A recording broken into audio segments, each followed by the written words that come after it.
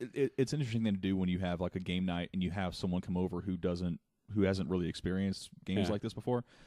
We had a game night over at the Hadwins, and they invited one of their coworkers over to play, and she hadn't really dabbled in a lot of these games. First game up out of the box was Exploding Kittens.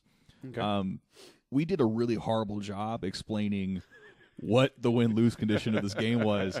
And you assume you don't want a cat to explode. Exactly. So unless that's the goal. Exploding cat's bad. Exploding cat's real bad. But in describing, sometimes you start off advanced, right? So if I can tag back into the last podcast that I did with Kenneth on quadcopters, I had to keep telling him, everyone that's listening to this has no idea what you're talking about.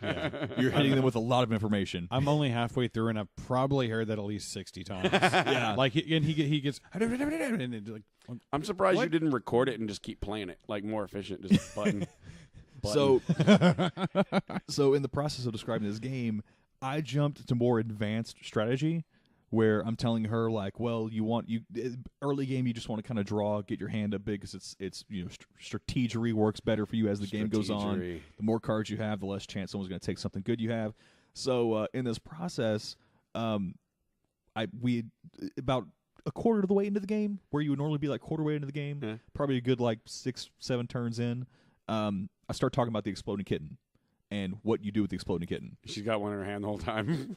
She draws one. She's like, okay, well, I just drew one. I was like, okay, well, in this case, you would play your diffuse card, and you get to put the Exploding Kitten somewhere back in the deck. She goes, oh, what if I have more than one? I was like, well, that's bad. She lays out 4 of them.